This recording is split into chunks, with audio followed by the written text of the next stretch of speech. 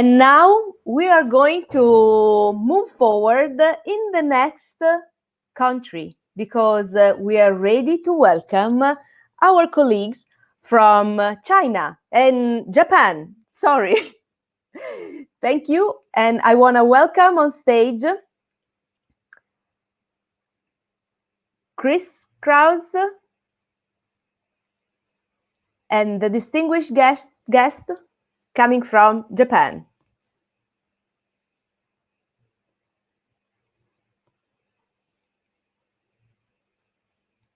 Okay, they are coming. So we are very excited actually to be in Japan. Why? Because in Japan, our Future Food Institute started 2 years ago, a Future Food Living Lab. And we decided to pick Japan for many different reasons. As well as China and many Asian countries, we found their millennial traditions. When we talk about food, we talk also about the balance between humans and nature and sustainable lifestyle. So I think it's time to welcome our friends from Japan and the guests that are going to share best practices and innovations coming from there, a country that is ready to host also very important happenings this year. Of course, under the lens of the global pandemic, but anyway, the Olympic torch relay already started in Japan. There's going to be the Olympic Games and many other important things like the Nutrition Summit. So please, Chris, join me on stage and I leave you the lead of the Japanese section. Okay, thanks so much, Sarah. I appreciate it. And thank you guys for joining us. And I'm hoping that everyone is in the room. I believe so. Are we all ready to go? Yeah. So, okay, sounds good. Sorry about that. So yeah, as Sarah mentioned, we'll be kicking off from Japan. We're breaking it up into 2 different sessions today. So first we'll have a presentation from Ferda Gelegen of Unido ITPO, talking about some really cool and interesting Japanese technologies in the agri-food sector, which are kind of making their way around the world. And then we'll go into a roundtable discussion with 5 different people who are all approaching sustainability and food systems change from very different kind of perspectives. So we're going to have a pretty interesting roundtable discussion after the presentation from Ferda, and I'll allow all the guests to kind of give a proper intro to themselves and some of what they're working on. And first, once we're able to send it over to Ferda, I'll just waiting for 1 minute. But we can kind of get his session going. So quickly, while we're waiting, I can just kind of speak to a little bit about my background, what I'm working on in Japan. So I'm working for Future Food Institute here in Japan on the Kyobashi Living Lab project. So we have a series of multi-use food spaces in the Kyobashi area through our partnership with Tokyo Tetemono, and we're kind of bringing the activities and events and projects focused on the core pillars of education, community building, and innovation. So kind of everything that Future Food is focusing on in Italy, in the States, globally, basically everywhere, and launching the Japan branch, which has happened over the past year and a half. So we're kind of getting things going now and doing a variety of online events such as this one, and then also working on some offline events that we've been doing some little by little and kind of taking it as it goes with the pandemic. But we're excited to have the guests with us today, and I am is Ferda on the line or ready to go?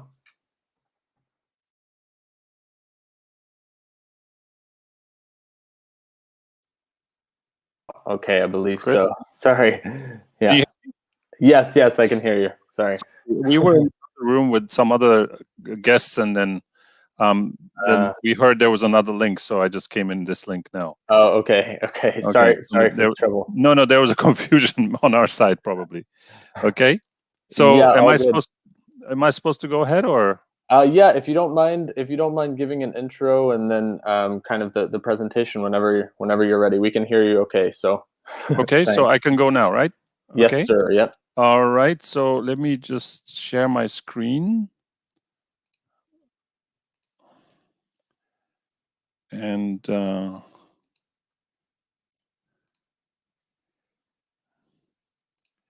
can you see it, Chris? Chris, can you see my presentation? No, not yet. Oh, you can't. Oh, just one second. Okay. Then sorry about that. I practiced before, but let's see. This is the screen. Okay. Here we go. Just a moment. I think now we have it. Can you see it now? Yep. Now all good. Okay, great. Yep. Okay, right, great. So I think I will start. So good morning to everyone in Europe, I assume, and good evening somewhere else in the world, and good afternoon in Tokyo. My name is Ferda Gallagher. I'm from UNIDO, UN Agency for Industrial Development, and I was invited today to give a presentation on the technologies for sustainable agribusiness management, which we work on here in Tokyo. So I'd like to quickly give an overview. So first of all, a little bit about UNIDO. UNIDO, for those who may not know, is a UN organization for industrial development, which was established during the rapid era of industrialization in the 60s to 70s, etc. Like Japan and Germany, many countries were industrializing, of course. And what happened is that the developing countries who needed help at the time, they requested to have a UN agency to address industrial development for the creation of industries, jobs, eradication of poverty, etc. So that's how we came about. And we were established in '66 in New York, working under UNDP at the beginning. And in 1985, we became the 16th UN specialized agency, which is a separate, let's say, group of agencies which are called specialized agencies. And we have been headquartered in Vienna since then, since 1985. And we have around 50 plus offices around the world, and 23 in Africa to be exact. We cover a lot of business in Africa, and we also have 3,000 or more staff, including consultants. SDG 9, which is Industry, Innovation, and Infrastructure, was actually is a goal which was designed or indicated with UNIDO in mind, because this is UNIDO's work. And when we say industry, and especially in this context today, it's food industry, it covers a lot of various areas of agribusiness or agri-food, but it is not, does not cover agriculture as such, which is more food and agriculture organizations area.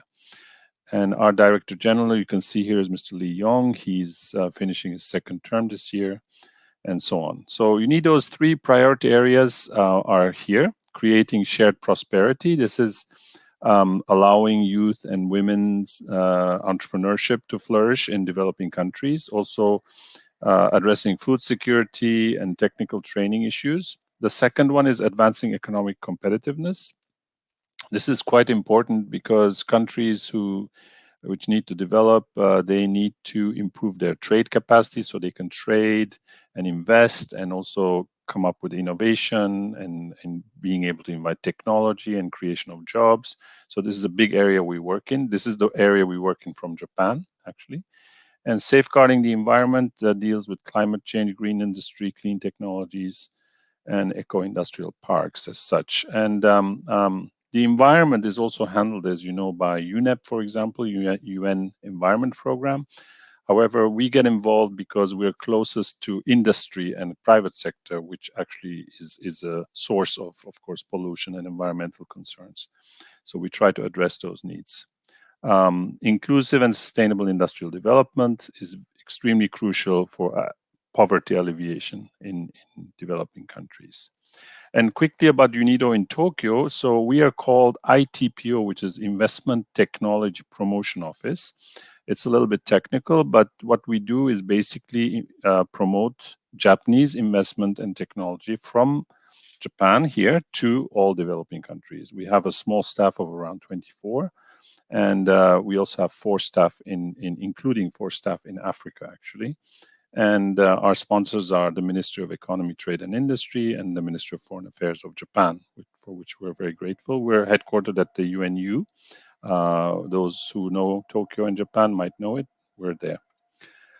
And what we do basically is we try to network and create business matching opportunities between demand from developing countries, so whether it's private sector or government sector, and Japanese businesses. So we first do the networking and matching, and then we help with negotiation as well. And we go on to implementation, where we try to see the actual projects come to fruition. This has nothing to do with food here. This picture is Yazaki Corporation, which is an auto parts manufacturer, but we cover a wide range of industries, not only agri-food, but I just wanted to put that there. So we also do a program called Technology Transfer, and this is actually a database called STEP. It's a Sustainable Technology Promotion Platform, and it has at the moment 118 technologies from 101 Japanese companies. 39 of these are in the agri-food or agri-business area. Again, we don't deal directly with agriculture as such, but how to preserve food or how to create conditions for the better production of vegetables or fruits or those types of items, and also about energy saving products for food processing and so on. You can find details in our database here. I'm going to give you today 2 examples. One is something we call innovative food freezing technology by a company called Mars Company here in Japan. So they have a technology called Kuraban. It's a refrigeration and freezer technology with advanced application, which maintains food freshness up to 3 to 10 times longer than regular refrigeration technologies. And this can be used for storing various kinds of foods, such as especially seafood, meats, fruits, etc., which may need longer storage. And this technology is extremely beneficial when food can be damaged by normal thawing process. So this technology skips the thawing process, so therefore avoids cellular damage to the food. The impacts are increased to the quality of food, preventing waste when food decomposes, and also encouraging sanitation. Already the technology this company has is supplied to many countries, including advanced countries, but also including countries like Morocco, for example, or Thailand, which are emerging countries. And we work with them to try to introduce technology to other developing countries as well.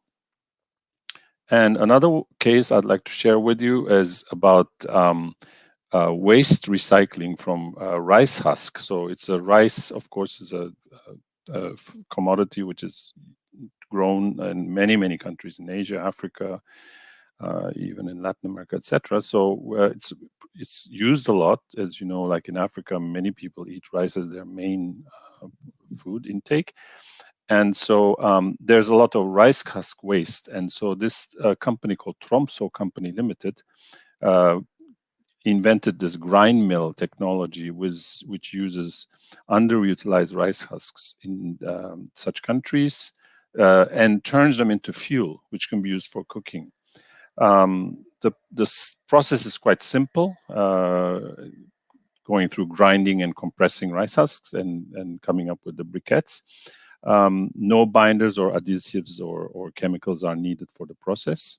And another good side effect is that what is produced as a cooking fuel can replace firewood or charcoal, which is helping the environment a lot in the countries where this is processed. So far we have supplied this kind of technology to, especially in Africa, to Madagascar, Nigeria, and Tanzania. These are 3 projects that we followed.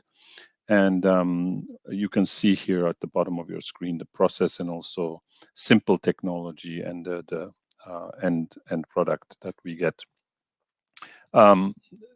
Such technologies can be useful to promote the agribusiness aspect of food industry. We have many other technologies also which deal more with soil conditioning or water usage and so on, and also innovative technologies for growing foods in dry areas, for example, where water is not so much available. So these are the types of technologies that we deal with. Actually, I wanted to show you a video, but I understand that I cannot get the sound, so it won't be very interesting. So what I'd like to do is, let me just skip to the last slide here. I'd like to invite you to check our website here in the middle, where the technologies are listed in much more detailed way, and also you have some of the videos that you can watch for yourself, and I would invite you to watch those videos. So as a summary, I'd like to say that private sector investment in technology transfer is really important for developing countries to foster poverty alleviation. I think I'm talking mainly about developing countries, but when we talk even about developed countries like Japan, I also think private sector involvement in the food industry and how to deal with the private sector is very important when we deal about sustainability and also waste and so on. And working with such industries can encourage better and more balanced sustainable food production, consumption, and recycling, we believe. I think it's fair to say consumers and producers share the same future in terms of sustainability of the planet. So we really have to work together, all actors and stakeholders, to try to reach the SDGs that we are trying to realize by 2030. So with that, I'd like to thank you, and I will give it back over to Chris. Thank you very much.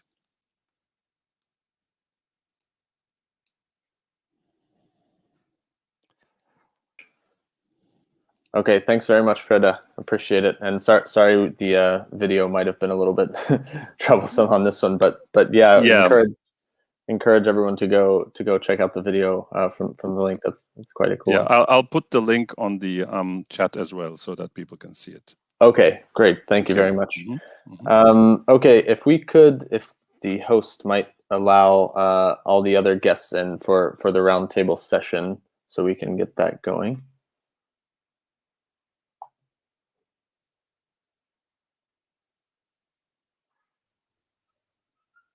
Cool. Okay. Cool. Looks like Everett's in a nice location outside somewhere. Yeah, well, it's Earth Day, so celebration. Yeah. So right. That was at least I could bring a little bit of nature into the equation. Definitely, that's the right move.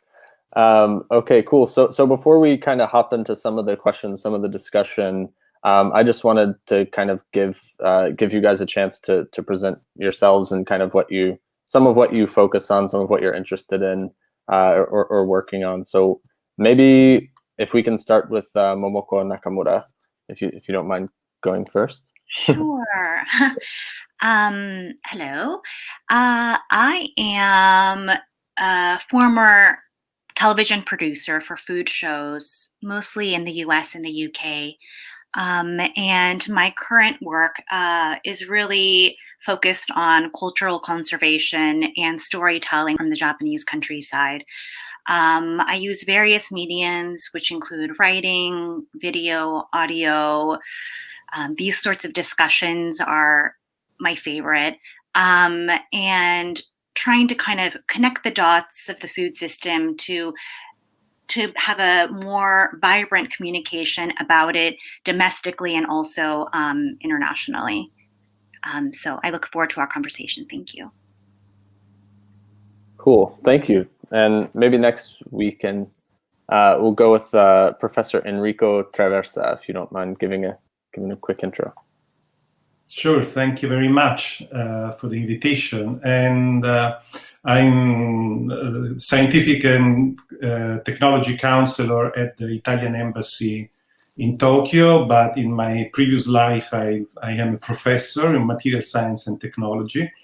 I used to work in the University of Rome Tor Vergata, and having collaboration in Japan since 1992. So I first came to Japan at that time.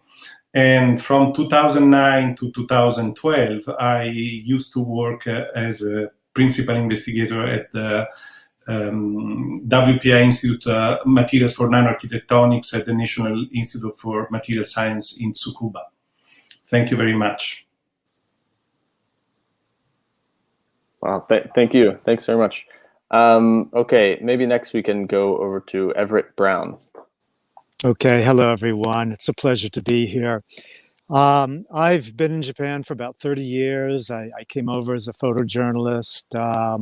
I did a lot of ethnographic work in the countryside of Japan. And during my time here, I established one of the earliest sustainable communities.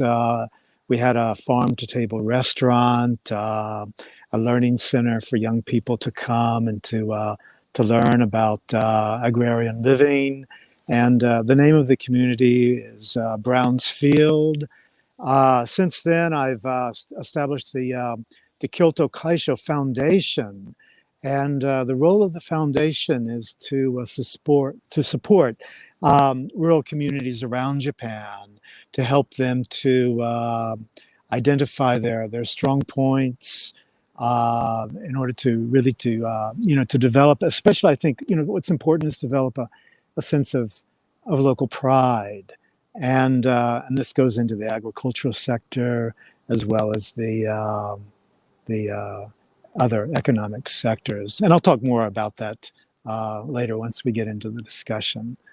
And I notice it's a little bit bright here. I'm actually at a Shinto shrine near Mount Fuji.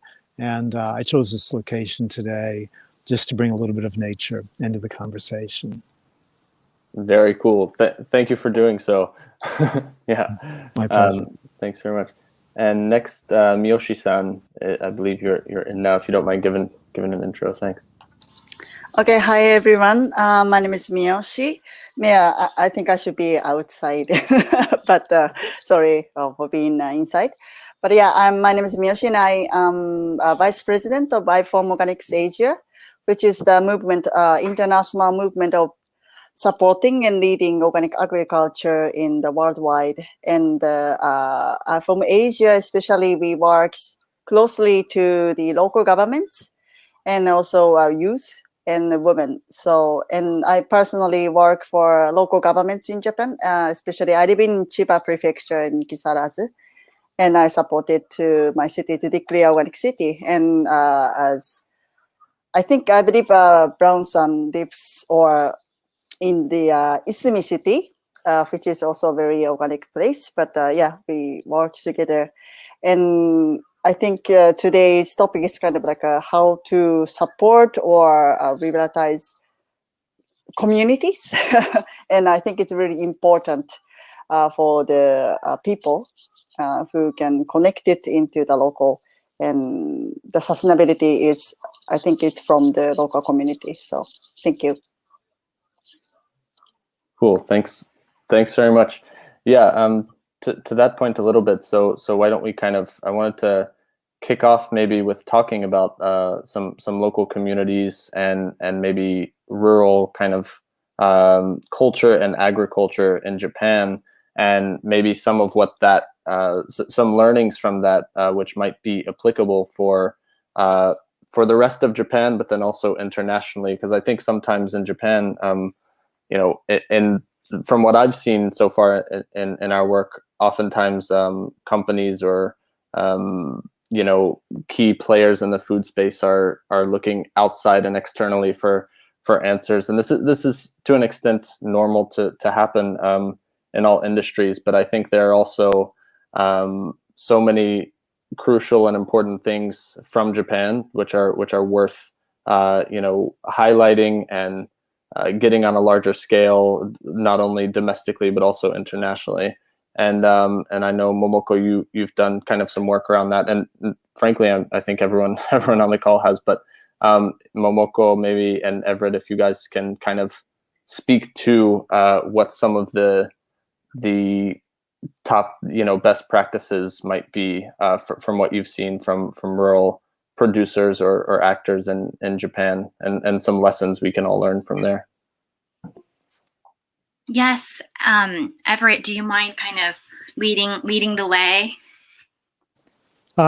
Yeah, sure. It'll be my pleasure.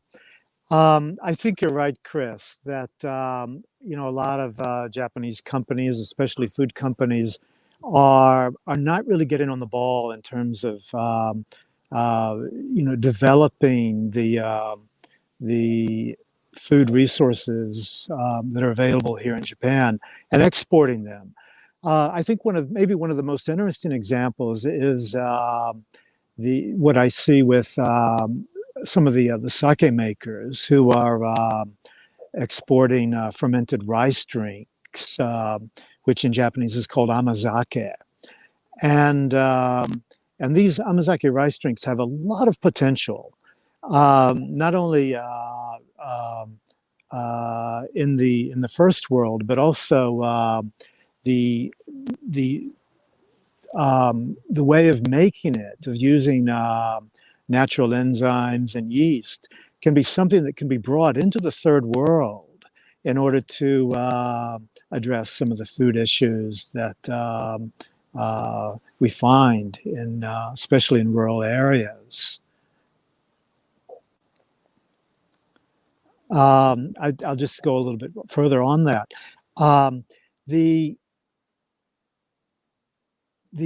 The quality of the amazake drink is that it has a living enzyme in it, and so say for example, it could be a very good drink for babies and for young children. It's very nourishing. It really enhances the intestinal flora and fauna, and it also it's incredibly nutritious, easily digestible. So it can also be used for elderly people as well. So I think it'd be interesting. Since we have people from the UN here, to consider the possibility of introducing this technology from Japan into developing countries, especially in their rural areas. Thank you, Everett. Yeah, I agree that one of my greatest passions really is to empower Japanese people to stand up and say that there are really great concepts and practices that are currently being done or have historically been done, and export that wisdom to the world. Japanese people, just in terms of like a cultural personality perspective, tend to be a little bit more, giving to other people's opinions, and are extremely well poised and skilled to import all of the great ideas that exist around the world. But these nuggets of really great practices that are happening in Japan have a resounding kind of possibility and opportunity to create well and extremely healthy communities worldwide. Part of my work in doing this is traveling across the Japanese countryside and visiting with rice farmers who are practicing traditional natural farming methodologies. And I know that there is loads of conversation around regenerative agriculture, and agroecology, and these new terms that are getting a lot of buzz these days. But in fact, Japan has been practicing these methodologies for centuries, 2,000 years to be exact. And it's only in these recent decades that chemical farming in conventional farming has become more, widely incorporated. So kind of getting into our grandmother's kitchens and our grandfather's farms, I think, is what's going to not only support the well-being of Japan, but also give those initial hints to what can happen internationally. Momoko, I really agree with you, and I'm just thinking of the great farmer Fukuoka Masanobu and his book, The One Straw Revolution, that was a Bible for organic farmers all over the world. But unfortunately, he's not even really known here in Japan, except within the organic farming community. And so there is a lot of potential. And I think, getting back to, the example of the amazake drinks, that the fermentation culture in Japan, so much of that has been really highly developed here. Originally it came from China, but it has, really been perfected here. And I think that there's a lot of opportunity to introduce not only the deep philosophical farming practices that Fukuoka and other natural farmers are practicing, to introduce these more to the West, but also the after the food has been harvested, the fermented food culture, and we know that a lot of these fermented foods have already been introduced to the first world, but I think there's still a lot of potential for it to be introduced into developing countries. Yeah. Thank you, guys, and anyone can feel free to hop on. But while we're kind of discussing a little bit about what was mentioned about kind of some of the I guess not only traditional kind of regenerative and organic agricultural practices in Japan, and I was just kind of wondering, so maybe from a policy perspective, Miyoshi, I know you've worked in that realm a good amount, often around organics, both in Japan and I believe as well some outside of Japan with IFOAM Asia, and if you could kind of talk us through a little bit about what if there are any positive signs in terms of regulation or policy change that's encouraging and supporting natural farming or regenerative farming or those kind of methods in Japan, or what the outlook is kind of currently. Okay, yeah. So there was a big news for Japanese that the Minister of Agriculture, MAF, they came out with some strategy. We called it Midori no Shokuryo System Senryaku. And Midori actually stands for Measures for Achievement for Decarbonization and Resilience with Innovation. So they try to achieve the zero emission by 2050. And they came up with the strategy for example, cut half of food waste, or bring organic farming over 25% of the farmland in Japan, and which is quite ambitious, but we're kind of excited about it. And we really hope it's quite really ambitious when, if I say, now it's 0.3% of farmland in Japan is organic. So it's quite really a big goal, but we believe we can achieve that in a few decades. But despite of the good news, I think we have a lot of challenges. And for example, there are less and less farmers. The population of farmers are decreasing rapidly, and it's aging. So I think 6% of farmers in Japan are over 65 years old, which is quite amazing, right? So 80, 70, even 90 years old farmers are really really powerful in Japan, and we trying to support young comers to come in, but it's difficult for them to get the land or learn how to practice. So that's big challenges we have. But in terms of the policy, I think the government is now switched to the direction. And also they are supporting local governments, because local governments is where the field is, exist. And so we means the movements work together with the government, and we trying to support those people in the local.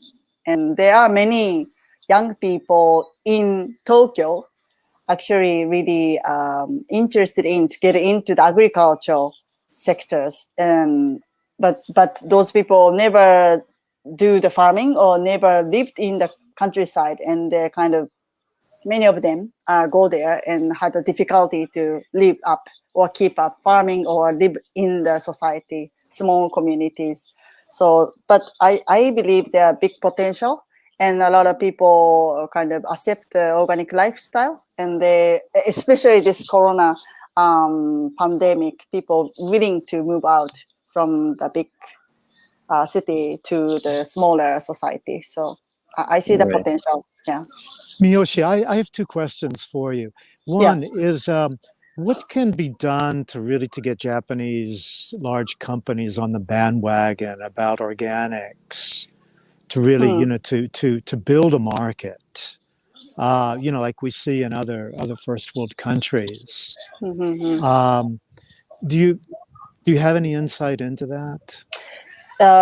So let me say, yesterday actually I had a seminar, and I was talking about the organic market worldwide. And although the pandemic, so GDPs, all countries goes down, but the market of organic is raising like 2 times or 3 times. And what we see is the consumer trend is they want quality food and healthy food. And as you mentioned, that like a fermentation that helps your fundamental health, right? So because we don't know, we have no medicine yet, we don't have any good good solution for the COVID yet. So a lot of people really into how can I live healthier ever, So people like to buy the organic. And now big companies are kind of seeking that. And also organic is not only for healthy, but for the environment and social issues. So a lot of, the people, especially in Japan, big companies trying to do something for SDGs. So I'm pretty sure that they will be attracted to get the organic into their business. And so what we should do, we means that the people in the movement, I think we should support that kind of cooperation, the big companies, but also ask them to not go away, but stay in the center of the, to keep the integrity of the organic or sustainability. Otherwise, it will not meet the consumer needs. Yeah, that's really important, isn't it? Yeah, is to really to educate the major companies on what organics are about, and the real potential, not only for the health of people, but also for the SDGs practices. Yeah. Right. And also to speak to, I think the regenerative agriculture movement is also, I don't want to call it a movement, like their very tangible mission is, I think, trying to say that, it's not about creating more pricey produce or unattainable, strategies. It's really saying, okay, well, how can we do this in an economical way that that is available for the greater population and not for the very few. And when exchanging conversation with large corporations, I think sometimes it's useful to get into their mindset and say, well, organic doesn't necessarily mean more cost. It could the spread of organic can actually be better product for better price. So if we can kind of create that sort of energy around it, perhaps the larger corporations in the government will be more inclined and move more quickly. So I'm trying to ideate these phrases that speak clearly and speaking the same language as those who can create big change. Maybe I can add something. I think, thank you, Momoko, that's very interesting. And I agree that sustainability is kind of like a new market for those big corporations. They need to switch, they need to redefine their business model. And it should be for sustainability. And I think organic can be used. I think organic is a good tool. But if they use with same mentality, same business model, organic will drop all values of that. So that's I'll be careful, and people should be very careful talking to them. And once they understood and they're creating a new market, the new values for those people, organic could be good for decarbonization, good for the building community, good for their health, and that would be successful for all sectors, for business and community and people in the future. Yeah, thank you guys very much. I wasn't aware of the 25% initiative that MAF kind of came through with following the announcement. I think that was in December from Suga and the national government. So that's a great sign, and I'm hoping, as you mentioned, one of the things I hear all the time is, are we going to get enough younger farmers, or not even young, but anyone, to come in and do the farming in Japan? And I do think there are some interesting options kind of for that. Maybe we'll get to it a little bit later on. But I wanted to pass it over to Professor Traversa now to speak a little bit more about the 2050 goal that was laid out for carbon neutrality in Japan. And I know he has a lot of interesting kind of experience in that realm. And if you could if you don't mind kind of speaking to some of what you're seeing and some promising initiatives from Japan in order to get us there. Thank you very much, Chris. Yes, I attached what Miyoshi said. So in October, Suga created a sort of storm in all the industry, the Keidan-ren and the Japanese government, announcing that Japan will go to climate neutrality within 2050.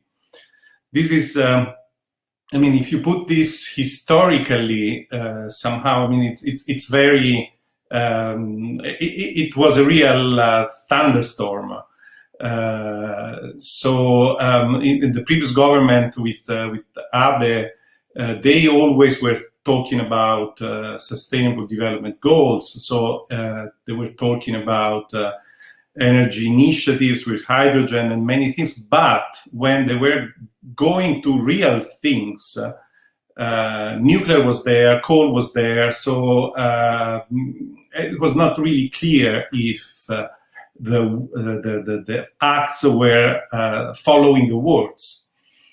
And suddenly Suga announced that. So this was a main storm, especially in METI, the Ministry of Energy, Trade and Economy, Trade and Industry. This because basically METI was still defending nuclear, was still defending coal, especially. And suddenly they were told that you have to go to eliminate CO2 emissions within 2050. So it is, of course, you have to go to renewables if you want to, renewable energies to go in this direction. And so this, as Miyoshi again said, not only in agriculture will generate many new things. So in December, the METI presented the green growth strategy. So they had to completely change. Also, the industries, the major companies have to change their mind for the future. They have to think in going green and going to this development. And if I can put this in a more historical so you have to remember that before Fukushima, before 2011, Japan was going into nuclear energy. So nuclear was supposed to be the main energy powering Japan. And just before the accident in Fukushima, they were approved basically large numbers of new nuclear plants that they would bring around 30-40% of the total energy produced by nuclear. But that changed completely. So as I said before, in 2011, I was in Tsukuba, so I was here. So I lived the Fukushima accident, the earthquake, and especially the Fukushima accident, really on my skin. So I was touched personally by that. So if I moved from Japan, it was also because of this reason, because of the accident reasons. And my research was on renewable energies and sustainability.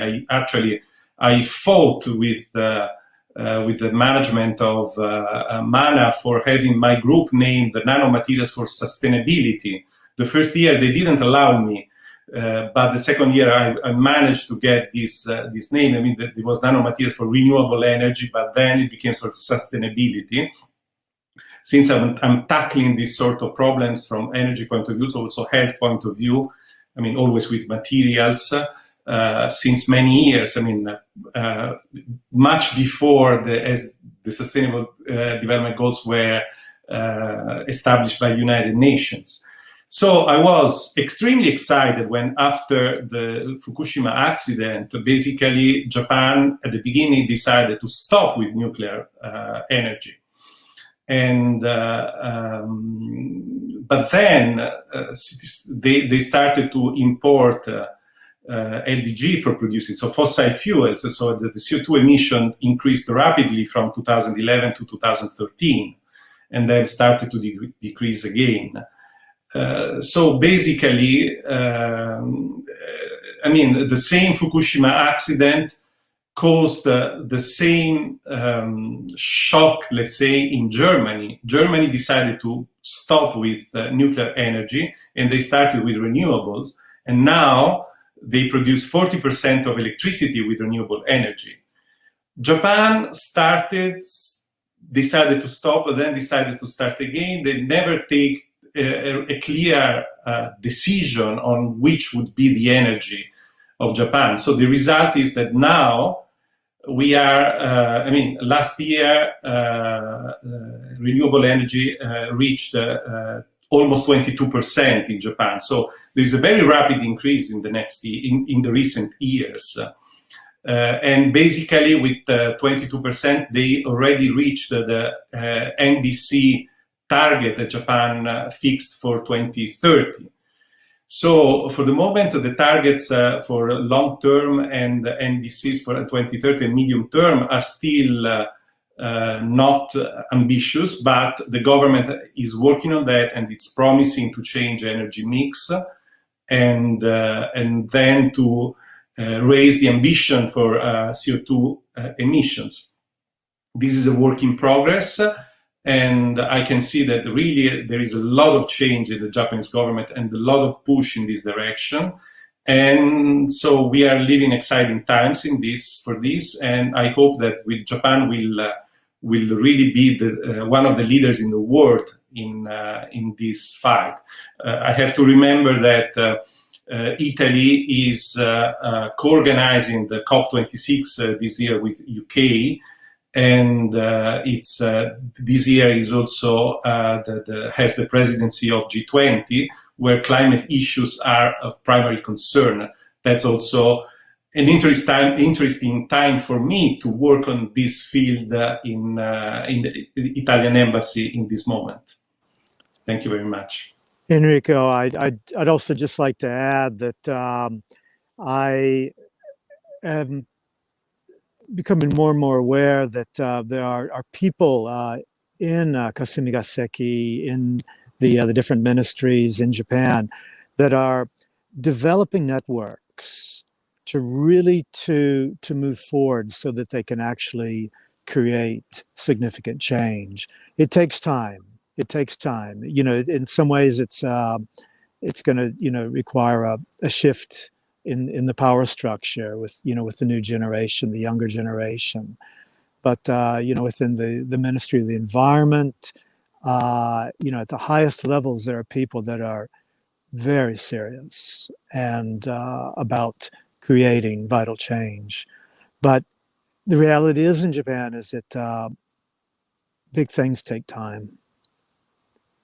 You have also to educate people, because still people in Japan does not really have very environment conscious policies.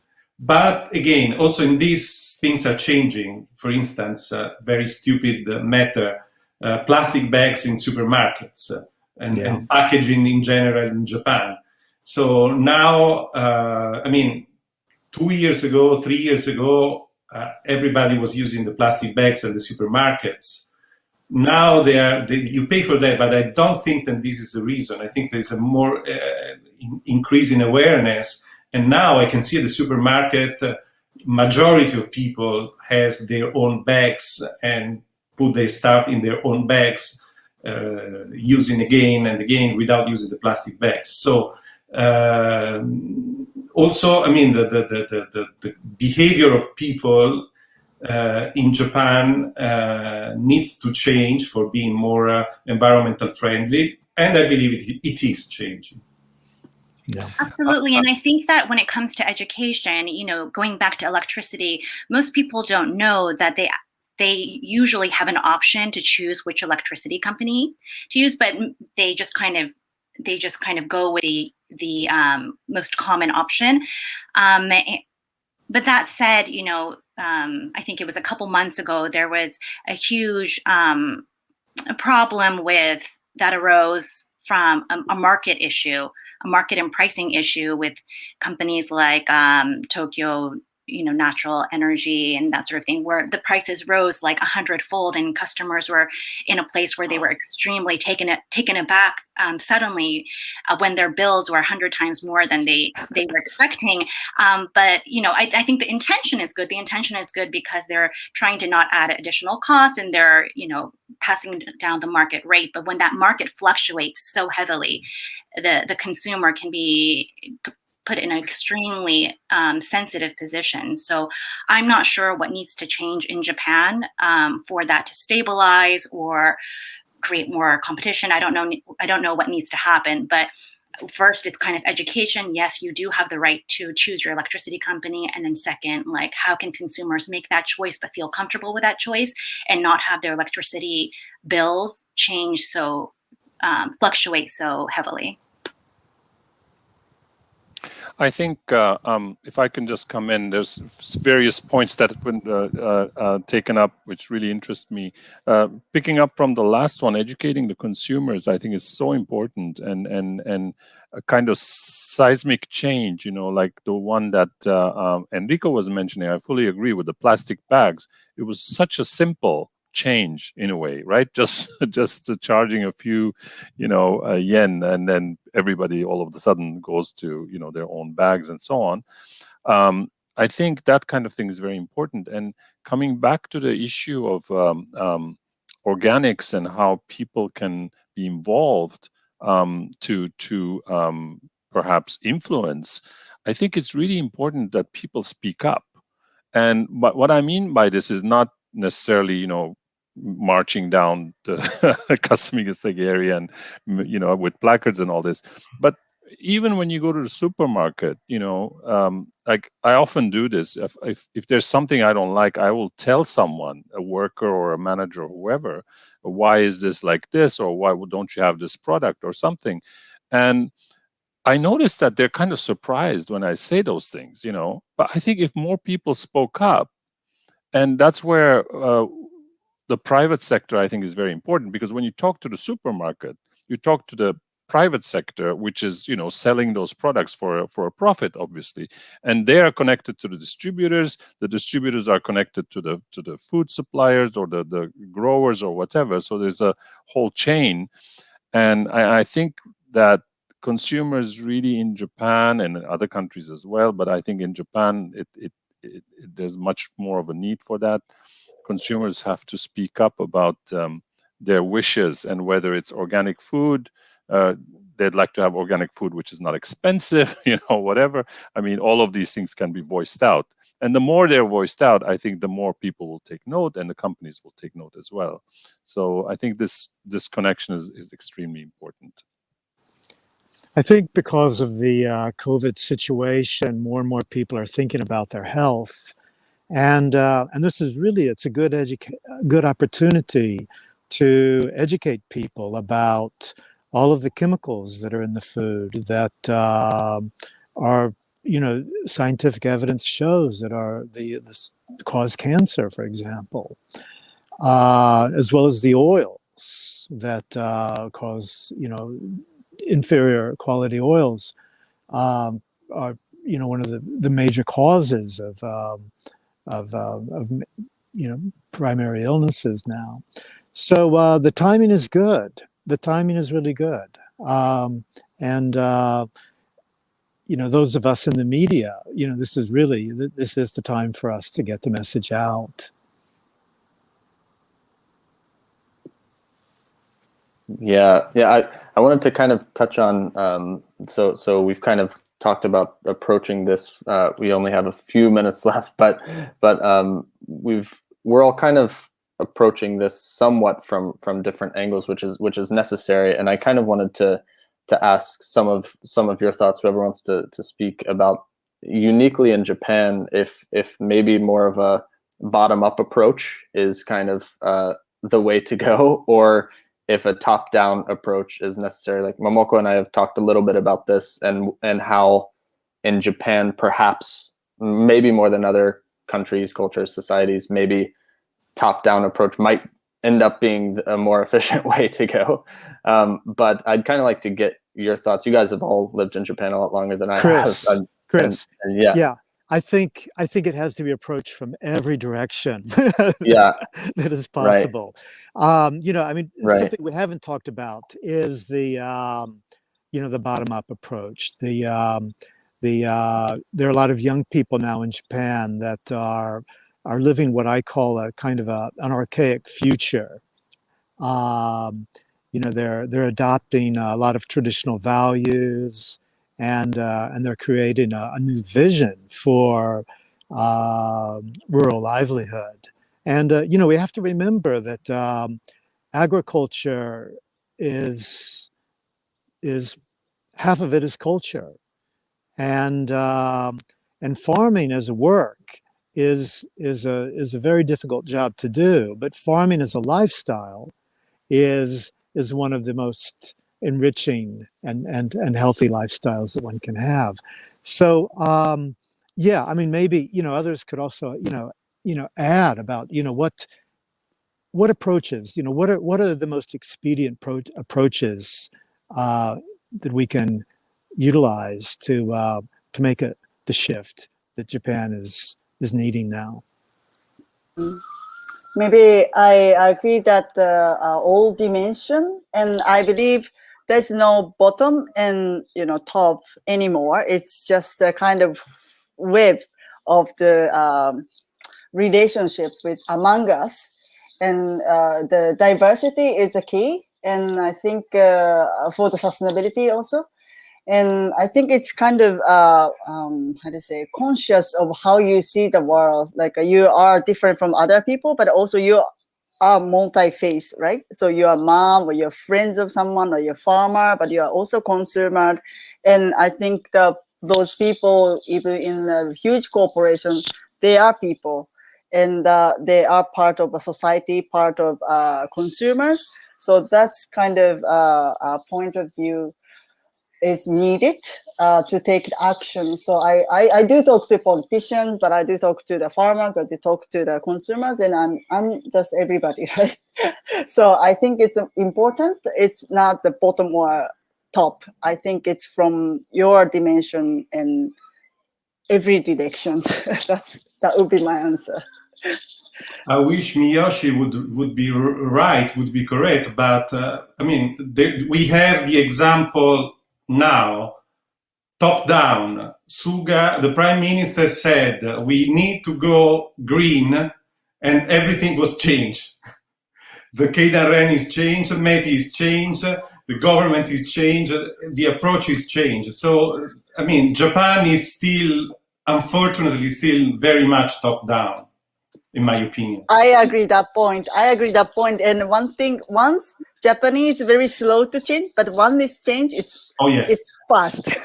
They are organized. I 100% agree. They're very, very slow to take a decision, but when a decision is taken, then everything is very fast. And a lot of the power is in the hands of the housewives of the bureaucrats. It's true. And that's very correct. That's very correct. You might want to address that a little bit. No, please go ahead. Well, I mean, this is just it, is that that especially in this day and age when there's just so much information, it needs to be broadcast from every different direction in order to reach people. And I think, again, since there is a strong momentum now towards educating people on SDGs, that this is a platform that can really be utilized more to talk more about organics, about healthy eating. This is, I think, something that, could be brought into the schools, for example. Yeah. I feel like we're just starting to get the tip of the iceberg here. We'll have to have another session with all of us in person in Kyobashi at some point. Sure. Later this year. I would love that to kind of carry on the part two and 3 of this. So thank you guys so much for your time, for your contributions today, and with what you're doing in your professions and in your lives for the greater good. And it's been a pleasure hearing from you and speaking with you. Thank you, Chris, for arranging this. And it's been a pleasure speaking with everyone. Let's do it again. Yeah. Let's do it again. Yeah. Let's do it again. Right. Let's follow up. Very much. Okay. Beautiful. Thanks so Okay. much. Care. Everyone, take care. Okay. Bye-bye. Bye. And to keep us going here, so that was the Japan session. Thanks very much for tuning into that. And we're going to turn it over now. I believe Singapore is next, and our good friend Adam Lyle will be hosting from Singapore. So I'll turn the stage over to you guys. Enjoy.